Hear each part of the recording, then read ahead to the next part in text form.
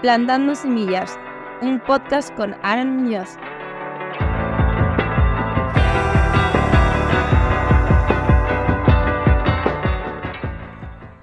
Bienvenidos a Plantando Semillas con Aaron Muñoz, el podcast. En el episodio de hoy hablaremos de cuerpos politizados con Magda Piñeiro. Magda es activista, escritora y formadora sobre gordofobia y diversidad corporal. Desde hace más de 10 años se dedica a impartir charlas y talleres sobre gordofobia, además de divulgar información a través de sus redes sociales sobre esta temática. Podréis encontrarla en Instagram como @magda_pineiro con Y. Ella es autora de 2 libros imprescindibles para comprender la gordofobia. Uno de ellos, el primero, es Stop Gordofobia y el otro, 10 mitos contra la gordofobia. Además, ha liderado y ha participado en varias guías y artículos. Sobre su último libro, 10 gritos contra la gordofobia, tengo que decir que para mí marcó un antes y un después. De hecho, me hacía especial ilusión poder grabar un podcast con ella. Sí es verdad que no quería caer en hacer el mismo podcast de qué es la gordofobia, cómo identificarla, así que por eso la dinámica va a ser algo diferente. Pero no puedo no empezar este podcast diciendo lo muchísimo que le admiro y lo importante que ha sido para mí y sigue siendo para mí el trabajo que lleva haciendo durante tantísimo tiempo. Si te pregunto sobre políticas de cuerpos, ¿qué es lo que te viene a la mente? Quizá la política de cuerpos más reciente es la ley trans, pero la realidad es que politizar los cuerpos, lo que estos pueden o no pueden hacer, a lo que tienen o no tienen derecho, ya sea de forma explícita o implícita, es algo muchísimo más antiguo y muchísimo más arraigado en nuestra sociedad. Hoy, con Magda, vamos a entrar algo más en detalle sobre esto. Bueno, bienvenida Magda, tenía muchas ganas de hacer un podcast contigo y de salirnos un poco de la temática convencional y de esto de qué es la gordofobia y cómo sé que estoy sufriendo gordofobia, ¿no? Que te lo habrán preguntado 500.000 veces. Más o menos, sí. Pero encantada de estar contigo hablando de lo que sea igual. El placer es mío, ya lo comentaba antes en la introducción, ¿no? Pero me hacía especial ilusión hacer un podcast contigo hablando del temazo, de los cuerpos politizados, pues porque de algún modo yo comprendí que mi cuerpo estaba politizado gracias en parte a tu libro 10 gritos contra la gordofobia, que concretamente lo leí en febrero del 2021. Lo recuerdo perfectamente porque además hice como un reset de redes. Y dije, me voy a poner a leer, solamente leer y tomar el sol es lo que voy a hacer. Y ahí es cuando me di cuenta, ¿no? que algunos cuerpos están politizados, ahora vamos a hablar de ello, ¿no? Pero más que otros, ¿no? Hay leyes específicas para esos cuerpos y la gente dirá, sí, hombre, eso no es verdad. Bueno, pues quédate, que lo que se viene es bueno, ¿no? Sí, porque además estamos muy acostumbradas a entender el cuerpo como algo individual, ¿no? Como algo mío, mi cuerpo. Incluso hablar de amor propio desde una experiencia individual, cuando realmente hay toda una trama social, política detrás que permite o no permite que unos cuerpos vivan bien o tengan una vida digna o tengan derecho al amor propio, ¿no? Amén. O a woman o a non-binary person. Totalmente. De hecho, cuando hablamos de política y cuerpos, pues hay personas que podrían pensar, ¿no? Que no hay relación entre estos dos términos, como tú decías, del mismo modo que cuando la gente piensa en autoestima, como es autoestima, piensa que es algo exclusivo de uno y que el contexto, el entorno, los privilegios, incluso las políticas, no pueden afectar a la forma en la que te percibes y la forma en la que habitas con seguridad tu cuerpo y demás, ¿no? Pero por poner un ejemplo muy reciente de que hay políticas de cuerpos, la ley trans ha generado mucho revuelo justamente por esto, porque hay gente decidiendo lo que unos cuerpos merecen o no vivir, ser leídos, ser tratados, por qué procesos tienen o tienen que pasar, ¿no? Y con respecto a los cuerpos gordos, esto también sucede, ¿no? También hay personas que piensan que, por ejemplo, los cuerpos gordos son intrínsecamente enfermos, y se hacen políticas específicamente para los cuerpos gordos. Cuando hablamos de políticas, me gustaría aclarar que sí, estoy hablando de leyes, pero también estoy hablando, por ejemplo, de protocolos internos dentro de ciertos espacios, como podría ser aerolíneas, como podría ser la consulta médica, etcétera, ¿no? Entonces, con esta breve intro que he tocado todos los palos y que te dejo aquí con el merder, ¿qué nos puedes decir tú sobre esto de los cuerpos politizados y específicamente de los cuerpos gordos politizados? Pues yo creo que es importante que entendamos que cuando hablamos de discriminaciones, bueno, en nuestro caso hablamos de gordofobia, ¿no? Pero es que hay muchos tipos de discriminación. Cuando hablamos de discriminación no son hechos aislados, hablamos de cuestiones que son estructurales. Es decir, si imaginamos a la sociedad como una casita, ¿no? La estructura son las paredes, ¿no? Y el techo sobre el que se asientan esas paredes, ¿no? Entonces nosotras, digamos, a lo mejor las personas y cómo nos comportamos somos el techo, pero que nuestro comportamiento está sobre unas paredes. Y unas paredes de cómo la sociedad nos va educando y nos va haciendo personas gordofóbicas, racistas, machistas, todas lo somos. Es decir, la única diferencia que hay a lo mejor entre nosotras, que ya tenemos cierta conciencia social sobre la gordofobia, que no la tiene, es que nosotras luchamos contra ella, con la interna y la externa, ¿no? Pero que está en todas partes. Entonces, cuando decimos que es estructural es porque está en todas partes. Y estar en todas partes significa que a las personas gordas nos cuesta más conseguir empleo justamente porque hay protocolos de no contratación a personas gordas porque supuestamente damos mala imagen. Incluso se han dado casos, como en mi país, en Uruguay, de personas gordas que ganan un concurso público en una plaza pública y no le dan su puesto de trabajo por ser personas gordas. Es decir, estamos hablando de que hay una regulación a veces estatal de exclusión de las personas gordas del empleo. Y luego, todo eso obviamente repercute que si tú no tienes acceso al empleo, no tienes acceso a recursos, te empobrece, y las personas gordas estadísticamente pertenecemos a las clases más pobres dentro de los países donde hay una gran población gorda, ¿no? Generalmente países occidentales. Hay que decirlo. Entonces, claro, todo esto, por supuesto, a veces se nos olvida, queda como atrás, ¿no? O, por ejemplo, determinadas campañas que han sacado, por ejemplo, hace poco salió una en Canarias, otra en Galicia, contra la obesidad, y lo pongo en comillas porque obviamente a mí este término no me gusta y discrepamos, en otro momento podemos hablarlo, pero discrepamos de él, para otro podcast, exactamente. Entonces, las campañas que se hacen anti-obesidad, que parece que es anti-nosotras, nosotres y nosotros, las personas gordas, que no hablan nunca, por ejemplo, de la situación económica que tiene una persona gorda y eso es lo que le permite, por ejemplo, qué comida comprar, por poner un ejemplo. No, esas campañas generalmente son estigmatizantes, porque es anti-obesidad, es anti esta gente. Son campañas que hablan de educar a la gente, de hacer campañas como con imágenes, afiches, ¿no? ¿Qué comer? O como sacó hace poco el Ministerio de Consumo, un libro de recetas para comer bien, ¿no? Un libro de recetas con garzón a la cabeza. Y era anti-obesidad también, ¿no? O en Canarias, que quieren sacar una ley también, el gobierno quiere sacar una ley anti-obesidad también, que además implicara la gratuidad de todos estos medicamentos que ahora están poniéndose en cuestión, como los medicamentos, no quiero dar nombres, pero... No tenemos nombres, pero son medicamentos para la regulación de la glucosa, son anorexígenos y reducen el apetito, etc. Exacto, que está demostrado que adelgazan, pero que también repercuten negativamente en la salud.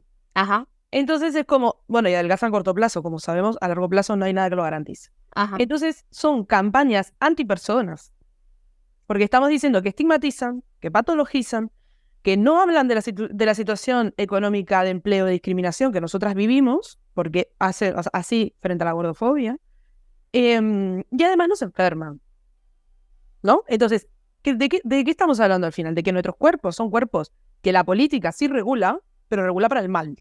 Claro, son leyes en negativo en lugar de en positivo. Exacto. O sea, en lugar de... O sea, lo que hay detrás del estigma de un cuerpo gordo es la creencia de que esos cuerpos gordos no saben de forma individual, por eso es una campaña contra nuestros cuerpos y contra nuestra persona, de que no sabemos comer, o de que no queremos comer bien, o de que no sabemos hacer ejercicio o no queremos hacer ejercicio. Pero la realidad es que hacer ejercicio y comer bien es algo que cualquier cuerpo puede hacer o puede no hacer, indistintamente de su tamaño. Entonces, a ti lo que te preocupa es que tu sociedad esté enferma. No señales los cuerpos gordos, porque hay cuerpos gordos que, sí, por supuesto que hay cuerpos gordos enfermos, pero también hay cuerpos delgados enfermos, ¿no?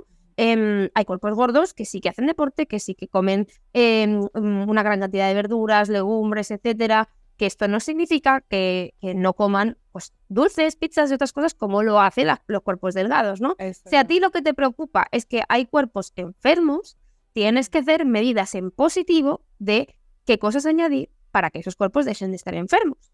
Y el tamaño corporal no es una forma de estar enfermo, ¿sí? O la distribución de la grasa, ¿sí? Porque en el momento en que entramos en estos, de ahí entramos otra vez de nuevo en cuerpos politizados, la distribución de la grasa y el porcentaje de grasa también está medido por cuestiones raciales. O sea, hay poblaciones que, pues, por movidas de adaptación al entorno de hace muchísimos años, no te estoy hablando de hace 50, ¿no? Tiene la tendencia a tener una distribución de la grasa diferente, ¿sí? Porque es adaptación al contexto.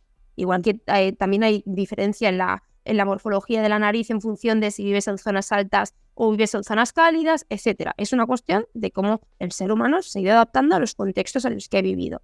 Entonces, en el momento en que tienes un problema con la distribución y el porcentaje de grasa, no solamente eres gordófobo, también eres racista, lo que entramos en otra política de cuerpos de nuevo, ¿no?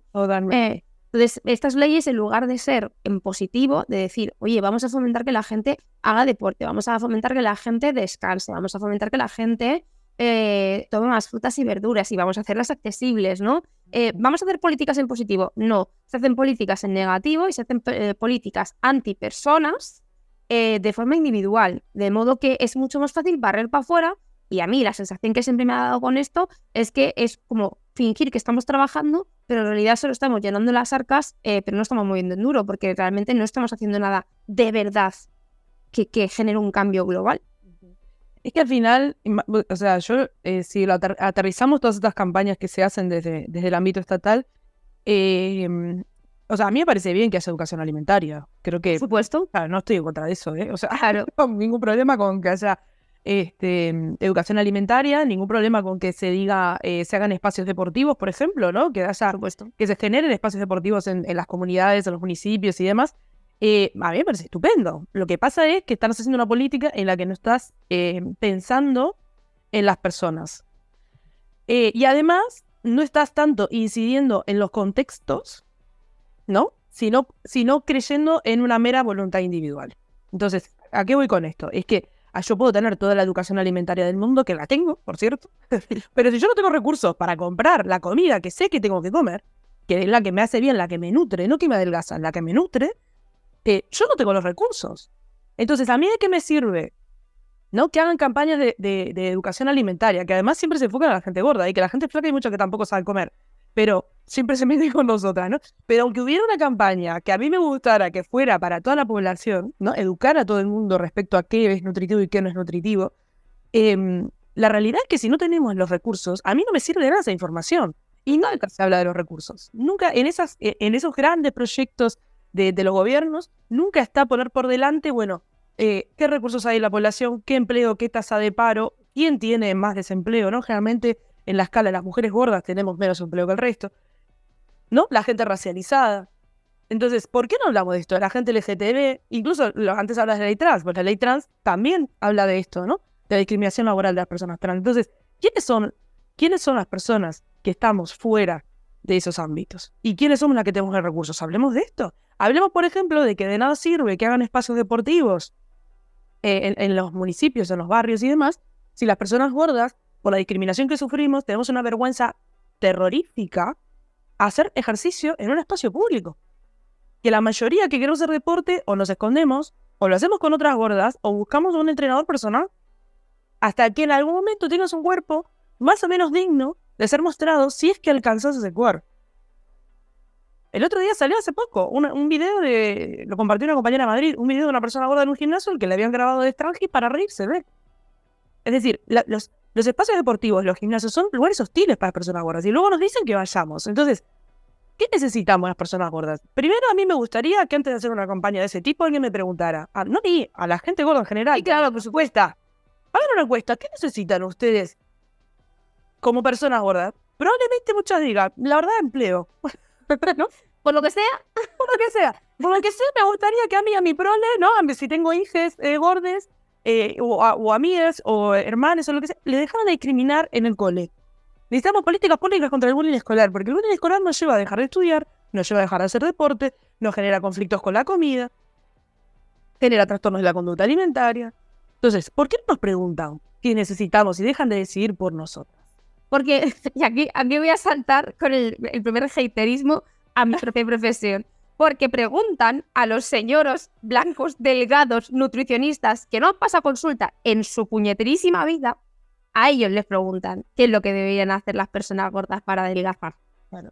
Esto no me escondo, o sea, esto es una realidad como un pino. La mayoría de las personas que divulgan en redes sociales o que escriben en periódicos o les hacen entrevistas, tienen columnas en blogs de periódicos o salen en la televisión, etcétera. Spoiler, no han visto a un paciente en su puñetera vida, no entienden del contexto que rodea.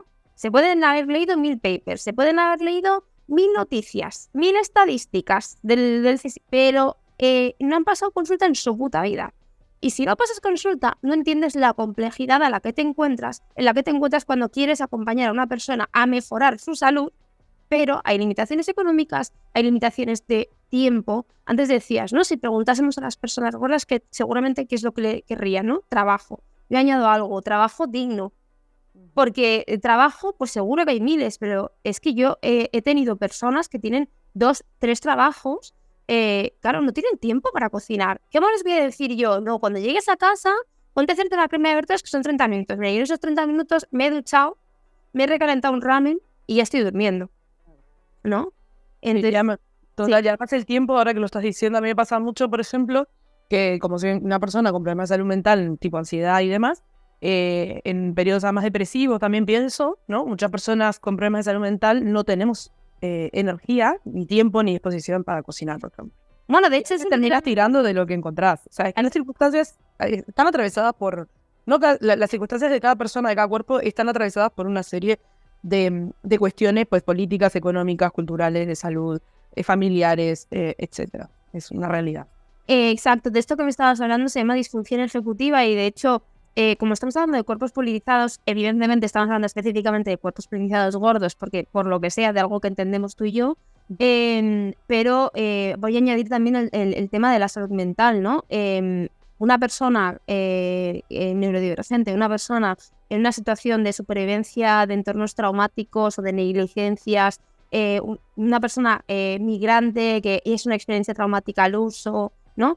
Esta persona, sí, habrá gente que diga, no, pues yo me separé de mi marido y tengo 2 trabajos y no sé qué y lo puedo hacer. Oye, me alegro un montón por ti de que tengas esa fuerza.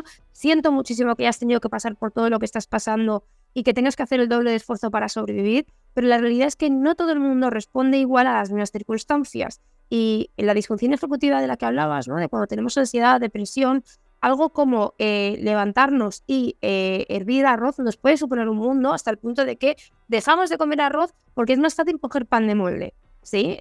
Y no es que te guste más el pan de molde, es decir, que ya no es que estés comiendo ni siquiera por placer, estás comiendo porque tienes hambre, sabes que tienes que sobrevivir, pero esta es la energía que te da, ¿no? Entonces, todas esas cosas son también cuestiones que las políticas públicas deberían abordar, porque al final las políticas públicas son políticas sociales, sin embargo no están teniendo una perspectiva social, ¿no? Exactamente, totalmente. Y ahí es cuando yo pienso, por ejemplo, o sea, si le tengo que dar una vuelta, bueno, entonces, ¿qué necesitamos? Porque obviamente yo entiendo que desde las políticas públicas es imposible abordar la realidad de cada persona, pero sí podemos mejorar los contextos generales en los que sabemos que hay discriminaciones estructurales. Porque sabemos que la LGTBIQA plus fobia es una discriminación estructural, sabemos que la gordofobia es una discriminación estructural, el machismo es una discriminación estructural, y ahí sí podemos incidir. La pobreza es algo estructural. Entonces, se puede incidir en determinados contextos, aunque no podamos a lo mejor incidir en todo, como decimos, ¿no? Cada persona puede responder a una realidad de una manera diferente, pero sí sabemos que hay determinadas realidades que inciden en la vida de la gente y que sí se pueden abordar. Entonces, yo creo, por ejemplo, que a nivel de políticas públicas sobre gordofobia se podría hacer muchas cosas. O sea, por ejemplo, podemos hablar de recursos, podemos hablar de inclusión en el empleo, podemos hablar de que se quiten esas cláusulas que impiden que una persona gorda acceda a un empleo público, ¿no? Podemos hablar de cómo intervenir en los centros educativos, de educar y sensibilizar en centros educativos para ver si logramos erradicar el bullying o, cuando se dé un caso, saber abordarlo, porque hay profes que ni siquiera saben identificarlo todavía, porque no saben de gordofobia, ¿no? No saben las repercusiones que puede tener esto, o un trastorno de la conducta alimentaria en una persona joven, ¿no?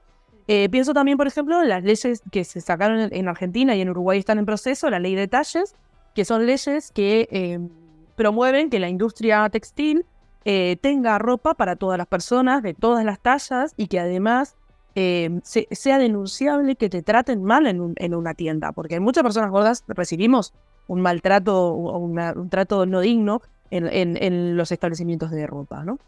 Y eso también en todo lo que se puede hacer a nivel de investigación, porque hoy en día las investigaciones que se financian son investigaciones de cómo adelgazar un cuerpo, pero no hay investigaciones de cómo tratar bien un cuerpo, cómo una persona gorda puede lograr a lo mejor su estado de salud óptimo en el cuerpo que tiene, el cuerpo que le tocó y un cuerpo que muchas veces no es modificable, ¿no? O no se investiga, por ejemplo, las consecuencias de la gordofobia para la salud mental, las consecuencias de la gordofobia en tu situación económica, las consecuencias de la gordofobia cuando eres una persona racializada, cuando eres una persona de la comunidad LGTB y Q+. Todo eso no se está investigando, ¿no? A veces la gente me pregunta, ¿tenés alguna investigación sobre... Magda, ¿conoces alguna investigación sobre los efectos de la gordofobia en la salud mental adolescente? No, es que no se estudia. Es que no hay nadie preguntándole a un adolescente gordo, ¿cómo te sentís cuando no te dejan jugar al básquet contigo? Cuando nadie quiere jugar contigo. Bueno, de hecho, hablabas antes bueno, con el tema de investigación, hay que tener en cuenta que, por ejemplo, si tú buscas en PubMed, que es como el portal donde se suben los estudios científicos relevantes en todo lo que es el abordaje del ser humano principalmente, si tú buscas gordofobia, si tú buscas fatfobia, te salen muy pocos estudios. Lo que acaso está estudiando es el weight stigma, el estigma del peso. Claro, pues que el estigma del peso sigue siendo una visión gordofóbica porque sigue poniendo el foco en que esta persona tiene esta característica que está mal, pero claro, es que genera estigma, ¿no? Es que el problema no es que yo sea gorda, el problema es que hay una sociedad que piensa que ser gorda es que sea algo malo, ¿no? Igual que el estigma de cierta salud mental, se sigue pensando que las personas, por ejemplo, voy a poner el caso de las personas que entran dentro de los trastornos esquizoides o lo que la sociedad médica determina como trastorno esquizoide, personas que son neurodivergentes, ¿no? Siguen pensando que son peligrosas, siguen pensando que no son de fiar, ¿no? Y tienen ese estigma asociado, pero porque la gente sigue pensando que eso es un problema. O sea, un problema en sí mismo, de hecho, ¿a quién se lo he visto hoy? Luego lo pondré, porque no me acuerdo ahora mismo del perfil, pero es una divulgadora, una psicóloga divulgadora que ha hablado recientemente de un estudio que se está haciendo con inteligencia artificial, con personas que entran dentro de este espectro de esquizoide, en el que describen la voz y la personalidad de una de sus voces, ¿no? Se genera una imagen y entonces el terapeuta que trabaja con esta persona, con el paciente, media entre la voz que convive con esta persona, ¿no? Y la persona. De modo que ya no se trata de eliminar las voces, no es un problema la voz al uso, esta característica o esa condición de la persona ya no es un problema, es su relación con ello lo que genera un problema, ¿no? Entonces, estos son políticas que son integradoras y que dejan de estigmatizar, porque ya el problema no es que tengas una voz, el problema es quizá la relación que tienes con esta voz o cómo esta voz se ha instaurado y poder mediar entre esto es mucho más resolutivo que no decirte que tienes un problema y que tú estás loco porque tienes una voz o dos o tres o las que sean, ¿no? Pues en esta dinámica me parecen mucho más integradoras las leyes hacia las diversidades que hay en todos los sentidos, ¿no? Totalmente. Sí, porque al final me estabas... Ay, perdón, no sé si... No, dime. Que me recordaste que hace poco me encargaron un artículo sobre qué es ser gorda, ¿no? Y yo estuve debatiendo con algunas colegas y conmigo misma, porque al final qué es ser una persona gorda, ¿no? Y termina siempre en, pues me construyen como tal. Sí, o sea, porque al final es como, ¿quién es gorda? ¿Sí? No sé cuántos kilos de diferencia a veces entre dos personas que nos consideramos gordas. El grupo de personas gordas es muy heterogéneo. Sí, tenemos distintos tipos de grasa, distintos tipos de localización de la grasa, distinto peso, distintas experiencias muchas veces. Aunque la discriminación es un factor común, lo cierto es que hay unas que tenemos unas experiencias y otras con la discriminación. Entonces es como, ¿y qué es ser gorda? Pues ser gorda es salirte de la norma establecida como un cuerpo normal. O sea, de lo que se considera un cuerpo normativo, un cuerpo normal o un peso, un normopeso, todas las que estamos fuera de esto, gordas. Un poco más, un poco menos, pero gordas.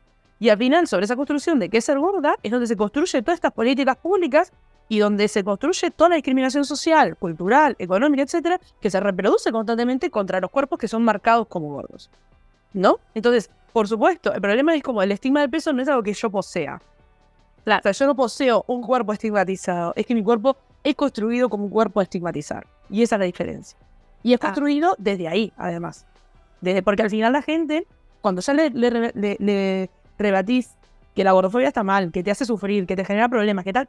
¿Cuál es la excusa última? Es que es salud. ¿Por qué? Porque los gobiernos hacen campañas que dicen que hay que acabar con nosotras. Porque ahora dan de acabar, ¿eh? Sí, claro. Hablan de erradicar... eugenésico. Sí, eugenésico, efectivamente. Que de nuevo, hablando de la política de los cuerpos, pasa con otras corporalidades, ¿no? Se habla de erradicar ciertas culturas, ciertos colores de piel, etcétera. Exactamente. O sea, sí, es que estos son políticas, y políticas no necesariamente es que salga el presidente del gobierno a decir, no, es que no queremos gordos en el país. Es cuando también se aprueban leyes o protocolos que discriminan activamente a las personas por sus características. O sea, no necesariamente te están diciendo es porque eres gordo, pero te están diciendo es que, claro, es que es por salud. ¿Y mi salud mental para cuándo? Pero con todo esto en mente, porque telita, ya que hemos empezado a abrir melones y de repente tenemos una frutería. Total. Con esto en mente, ¿cuál es nuestro papel, ¿no? Como personas gordas, en nuestras opciones, cuando detectamos esto en nuestro entorno, cuando de repente abrimos los ojos, ¿no? Cuando se les abre el tercer ojo espiritual que te conecta el de espiritual con el del culo, y de repente es un túnel de guau, ¿no? ¿Y ahora? ¿Ahora qué hago, no? O sea, cuando me enfrento, cuando me doy cuenta, y siempre teniendo en cuenta que no todas las personas que vivimos en cuerpos politizados y que somos conscientes o vivimos claramente estas agresiones, estas violencias, discriminaciones, vamos a tener la energía para hacerlo, que esto también es otro tema, ¿no? Pero bueno, hipotéticamente tenemos la energía, las ganas, o aún estamos como estamos como jovencitas en este tema y es como, venga, vamos a intentarlo, ¿no? ¿Cuáles son nuestras opciones en este caso? Bueno, yo creo que se viene haciendo alguna cosa, y está bien, menos mal.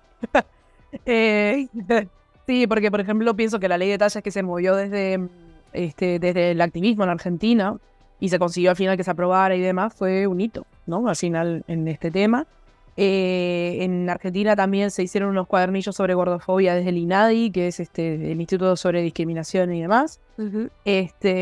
Luego, por ejemplo, en Canarias hemos hecho también con el Instituto Canario de Igualdad jornadas sobre gordofobia y violencia estética que pretendían ser una herramienta de sensibilización y también educativa. La guía básica sobre gordofobia. Ahora, por ejemplo, también sacamos una Som Massa, que está en catalán de momento, pero esperemos que pronto esté en español, que es una guía para abordar el bullying escolar educativo. Se me viene también a la cabeza que Samantha Alonso, con la trabajadora social gorda en redes sociales, está sacando ahora una guía también, ¿no? Un libro sobre experiencias de violencia obstétrica, ¿no? De violencia médica sobre mujeres gordas. Entonces yo creo que poco a poco sí que se están como haciendo cositas que no sea solo, que no digo que no sea importante, que yo empecé en redes sociales y a mí me parece fundamental que hablemos de esto. Las redes sociales son un megáfono de carajo. Pero que más allá de las redes sociales seamos capaces también de generar materiales, espacios políticos, medidas que sirvan para hacer daño a esa estructura gordofóbica, ¿no? Entonces yo creo que es importante, obviamente, llegar a las instituciones públicas, que al final son las que deciden estas políticas. Es importante que podamos, no sé si a lo mejor la gente gorda se quiere animar a participar en política o no, pero al menos poder acercarnos a la política y decir, hey, a mí esto me afecta, ¿no? Y yo creo que para que se nos escuche, o sea, tenemos que pensar siempre que es muy difícil que en una sociedad se escucha a una persona que no tiene poder, ¿no? Obviamente se escucha a un presidente, o se escucha a una ministra, o se escucha a alguien que tiene poder, pero la gente de abajo que no tenemos poder, nuestro único poder es juntarnos. La colectividad. En la colectividad. Y en colectividad nuestra voz es más fuerte. Entonces, si nosotras, personas gordas, nos logramos organizar, nos logramos hacer una asociación, una colectiva, lo que sea, que genere unión y que desde esa unión podamos exigir al poder político que nos escuche, eso me parece a mí tremendamente importante, ¿no? Porque al final, si miramos para atrás, las colectividades que se han unido, pienso en las comunidades negras, en las comunidades indígenas, las comunidades racializadas en general, la comunidad migrante, la comunidad LGTB, en esa organización conjunta, en ese unirse, es que ha logrado ser escuchada, porque de aún así, no somos escuchadas. Entonces, para mí, más allá de todos estos materiales, también está pensando ahora que, por ejemplo, las gordas sin chaqueta que es una colectiva colombiana, también ha hecho mucho trabajo de difusión y de denuncia de muchas políticas gordofóbicas del gobierno colombiano, por ejemplo, en pandemia.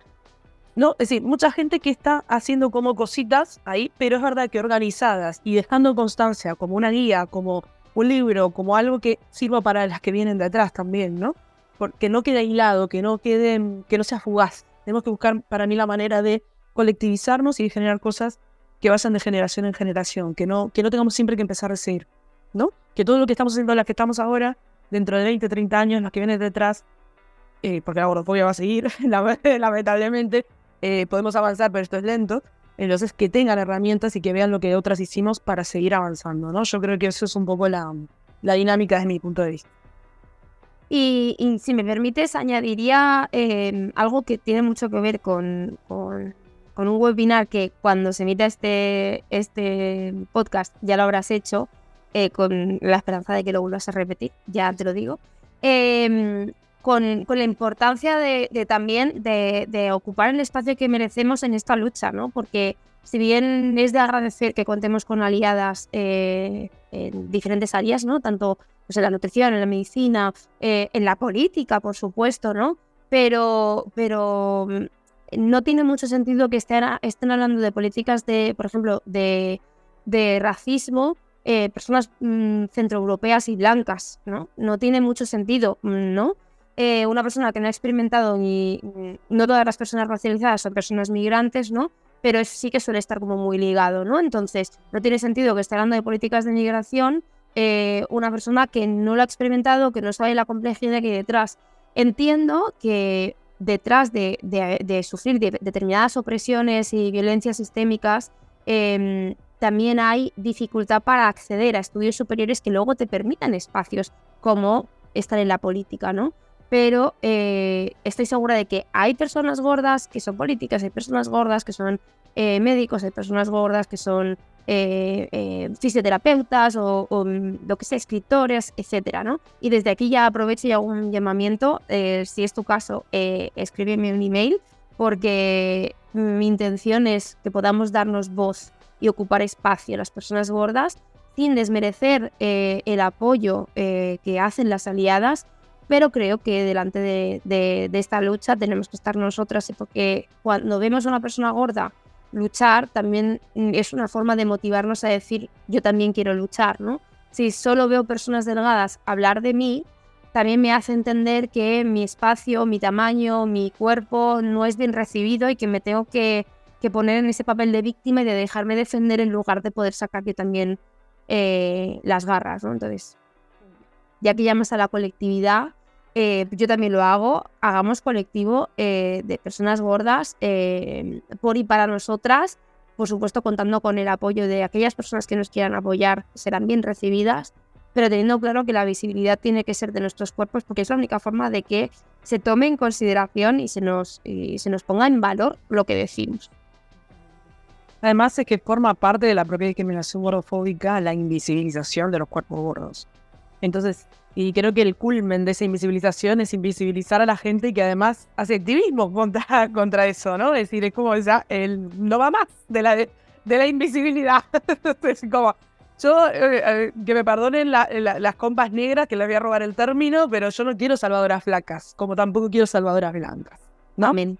Es decir, a mí me parece estupendo que la gente, y bueno, y es necesario, urgente, además, que la gente delgada entienda lo que sufrimos las personas gordas, se posicione contra la gordofobia, sean aliadas, o como queramos llamarlo, porque hay muchos términos. Sí. Es decir, que también se organicen, se manifiesten, lleven la antigordofobia o la perspectiva antigordofóbica a sus empleos, a sus vidas, en la educación a sus hijos, para que luego no reproduzcan, por ejemplo, bullying escolar, ¿no? Todo esto a mí me parece fundamental. Lo que pasa es que lo que no puede ser, obviamente, es que las personas delgadas vengan modo salvadoras y ocupen espacios que no deberían ocupar de protagonismo. Porque además hay una tendencia muy clara a que ocupen esos espacios. Es decir, cuando hablamos de discriminaciones, hablamos, y que justo nombrás el libro, en 10 gritos contra la gordofobia, lo explico bastante, así como intento ser bastante clara para que se entienda, porque es muy importante, las jerarquías que hay entre los grupos discriminados. Es decir, cuando hablamos de discriminaciones estructurales, hablamos de que unos cuerpos y unas voces están por encima de otros, y la visibilidad está por encima de otros. Entonces la tendencia entre gente gorda y gente flaca es escuchar a la gente flaca. Lo mismo que la tendencia entre hombres y mujeres es escuchar al hombre, o entre blancos y personas racializadas, es escuchar al blanco, que habla de los pobrecitos racializados que sufren racismo, bla, bla, bla.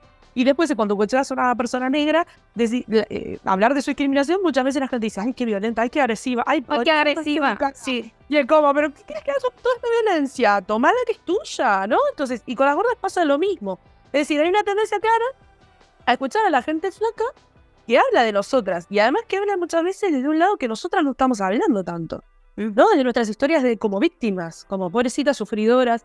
Cuando desde los activismos gordos por supuesto, hablamos también de lo que sufrimos, pero hablamos de lucha, hablamos de derechos, hablamos de cultura, hablamos de economía, hablamos de política, como ahora, hablamos de otras cosas, ¿no? Porque claro, es la visión que esas tienen de nosotras, de las pobrecitas que hay que salvar. Entonces, claro, si se escucha a ellas, tiene una versión de activismo gordo que no es, desde mi punto de vista. Y hablar de que hablen de experiencias que ellas no han tenido, ¿no? Es decir, que a mí no, que nadie hable de mi historia. Mi historia es mía. Entonces, se juntan muchas cosas ahí y es verdad que tiene que cambiar eso. O sea, que yo agradezco a la gente flaca que difunde antigordofobia y que lo lleva a su ámbito laboral y demás. Me parece estupendo. Bueno, me parece estupendo, me parece que es lo que se debe hacer, efectivamente. O sea, el cambio va hacia ahí, ¿no? Y es que no se puede pedir menos, ¿no? Pero quizá donde yo veo más el punto de la alianza es en aquellos espacios donde no podemos estar o no estamos por determinadas circunstancias. Vamos a poner en esa conversación con tu grupito de amigas que justo yo no voy hoy, ¿no? Yo soy la gorda del grupo, yo hoy no voy, y entonces mi amiga, aliada, delgada, no gordófoba, al menos deconstruyéndose la gordofobia que tiene, ¿no? De pronto escucho una conversación acerca de, pues mira cuánto han guardado no sé qué, no sé cuántos, es que claro, así como no sé qué. Ahí es donde creo que el papel de las aliadas es importante. Cuando nadie te ve, es cuando tu papel es importante. Si cuando te está viendo todo el mundo es solo cuando hablas del tema y fuera no sacas el tema de conversación, no pones en entredicho a las personas que hacen estos comentarios, ahí es donde no tiene sentido. Lo traslado con el feminismo y los hombres, ¿no? Tío, a mí un hombre feminista me parece guay como aliado siempre que cuando tu coleguita está pasando la foto del nude de la tía que se está viendo últimamente en Tinder, ahí es cuando el aliado tiene que actuar. No es en un tuit de repente con lo de Jenny Hermoso, que me parece muy bien, pero es que no es en ese punto en el que tienes que hablar cuando estás con tus coleguitas, cuando nadie te va a dar la medallita por hablar. Sí, pero si hay la posibilidad de que del mismo tema esté hablando una persona gorda y una persona delgada, coño, si el tema es gordofobia, el micro debería estar enfocando a la persona gorda. Y la persona delgada puede estar ahí pues para firmar, para validar de vez en cuando, no tanto porque lo necesitemos, sino porque entendemos lo complejo de la sociedad en la que vivimos, ¿no? Pero bueno. Sí, además sabés que hace un tiempo pasó que una compa gorda tenía que ir a hablar a un programa de televisión y no se animaba a ir, sino iba a una compa flaca nutricionista que avalaba científicamente todo lo que ella iba a decir. Que creo que también hay alianza, ¿sabes? Como de apoyo, de sostén en un momento en el que a lo mejor vos no te sentís fuerte y está bien. Exactamente. Pero es mi voz. Vos estás para apoyar. Amén. Amén a non-binary person, a woman, whatever. Bueno, por ir cerrando, finalizando, ya hemos hablado de algunas referencias, ¿no? Hemos hablado, por ejemplo, de algunos perfiles de Instagram. Hemos hablado de libros que están por salir, de guías, ¿no? Que, por ejemplo, en la de Son Masa yo también estaba. Participé en la parte más de nutrición. Pero, evidentemente, están todos los dos libros, el de Stop Gordofobia y luego el de 10 delitos contra la gordofobia, que a mí 10 delitos contra la gordofobia fue el que más me impactó en mi proceso personal. Es como... Dije, ¿qué mierda hago yo que no estoy haciendo esto, no estoy alzando la voz? ¿Sabes? Como, ¿qué mierda hago que no estoy poniendo límites? ¿Sabes? Y esperar ese libro con plan, Arantxa, por favor, ¿no? Aparte de estos dos libros, ¿qué otros contenidos para seguir indagando sobre las políticas de los cuerpos, más específicamente políticas de los cuerpos gordos? Pero bueno, ya sabemos que todo nos atraviesa y por eso la mirada interseccional es tan importante, ¿no? ¿Qué otras recomendaciones darías a las personas que nos estén escuchando que quieran seguir indagando sobre la política de los cuerpos o los cuerpos politizados? Bueno, yo, como decía antes también, las gordas sin chaqueta, me parece importante el trabajo que están haciendo de difusión y también denunciando como desde una perspectiva de las políticas públicas. Creo que también es interesante seguir, no sé si se van a seguir haciendo o no, porque yo no tengo información, pero las jornadas que hicimos sobre gordofobia y violencia estética fueron una apuesta desde la institución pública y la primera apuesta desde una institución pública en el Estado español. Entonces, me parece muy interesante, salieron materiales, hay vídeos, hay una página web. Entonces, para que se vea un poco también, ¿no?, el perfil de lo que se estaba haciendo en Canarias. También está la guía de gordofobia básica ahí, por si alguien pues es la primera vez que tiene contacto con gordofobia y quiere empezar de abajo. Pues la guía básica de gordofobia es sencillita y se puede ver ahí. Lo que se está haciendo en Argentina y en Uruguay, también a mí me parece importante con la ley de talles. En Uruguay está la Mondonga y el colectivo Diversa, moviendo esto. El colectivo Diversa además tiene unas jornadas en septiembre sobre este tema y tal. Y después en Argentina había estado Brenda Mato y creo que el colectivo se llamaba Anybody, o Anybody, no sé, yo en inglés no es muy bueno. Y que movían toda esta parte de tal ley de talles que a mí me parecería interesante ver qué hicieron ellas para ver cómo se puede seguir haciendo de otros lados, ¿no? Que al final también es lo que decía antes, aprender de las que vienen, las que han hecho para ver qué podemos hacer nosotros. Y después, como decía, también había materiales en Argentina, el INADI de Argentina también había hecho alguna cosa relacionada con la gordofobia, cómo abordar la gordofobia en la consulta médica, o la denuncia que están haciendo ahora la trabajadora social gorda y Samantha Alonso de la gordofobia médica, que también es una gordofobia institucional y política, que repercute, ¿no?, en nuestros cuerpos. Y después, también, bueno, las jornadas que hizo Sandra Gonfalves, ¿no?, que creo que están grabadas también y que se puede... Yo solo he visto 2 vídeos subidos en directo. Uno es el mío, en el que hablé de ser gorda, neurodivergente y queer.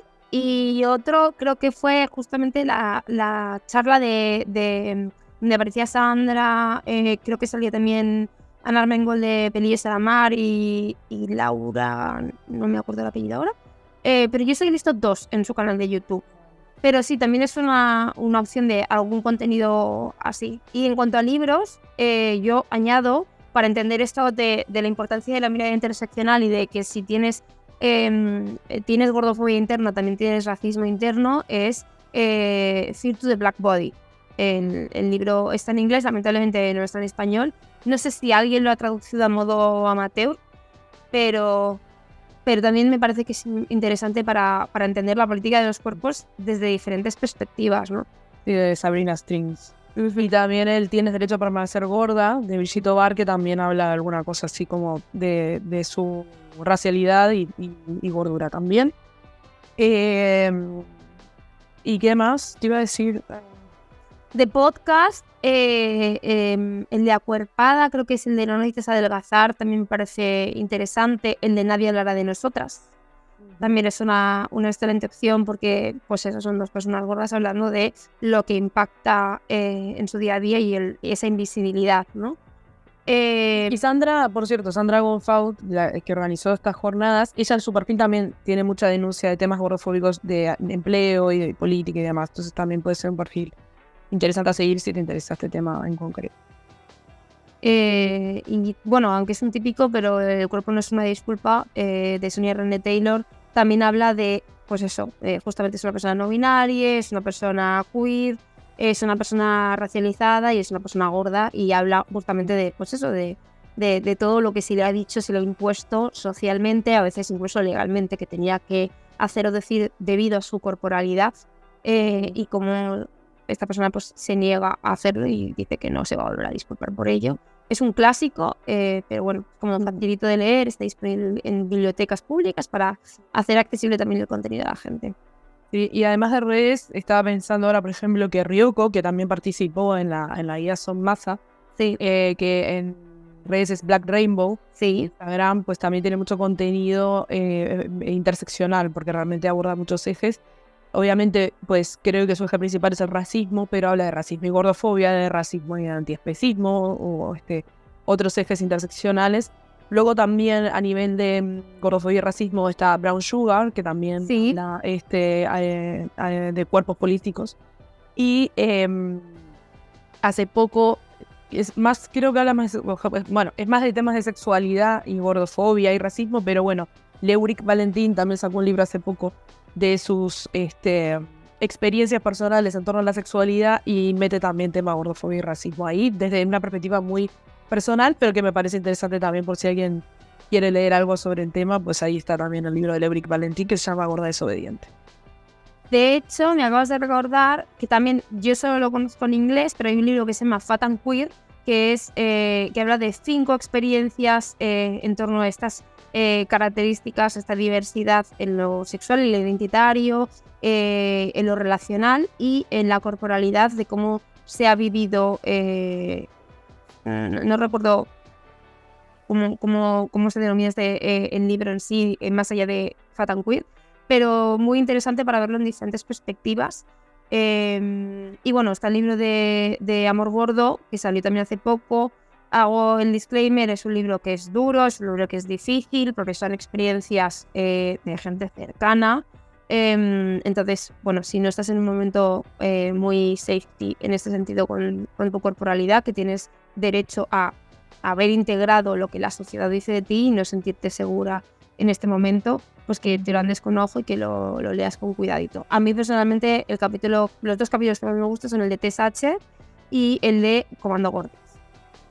Me guardo.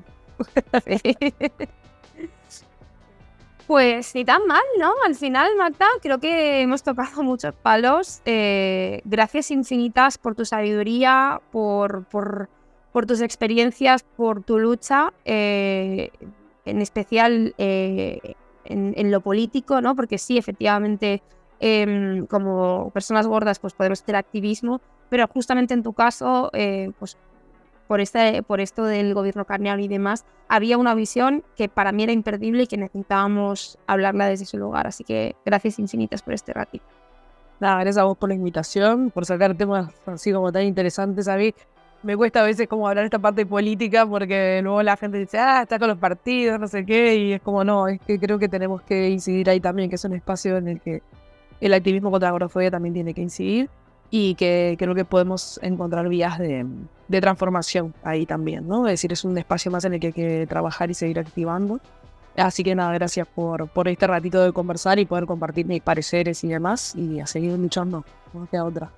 Efectivamente, a seguir luchando. Estás más que invitada cuando quieras repetir. Podemos hacer una simplemente de rajar de cosas random, no siempre tenemos que hablar de gordofobia. ¿Será que no hay cosas que tenemos en común, no?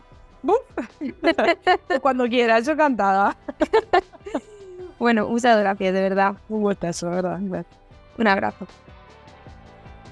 Te recuerdo que si sientes que quieres contar con apoyo y acompañamiento o en lo nutricional o en lo psicológico, en mi página web www.aranzamunoz.com podrás encontrar toda la información sobre los servicios de mi equipo y también podrás agendar una cita gratuita de 20 minutos para conocernos, hablar de tu caso y valorar si es un buen momento para empezar a cuidar de ti de forma compasiva. Recuerda que si quieres estar al día del podcast, puedes seguirme en las redes sociales @aranzamunoz.tsd y podrás encontrar en Instagram un link para suscribirte a la newsletter. Allí cada domingo te haré saber que al día siguiente tienes nuevo episodio. Gracias por acompañarme una semana más y te espero aquí el lunes que viene para poder seguir plantando semillas.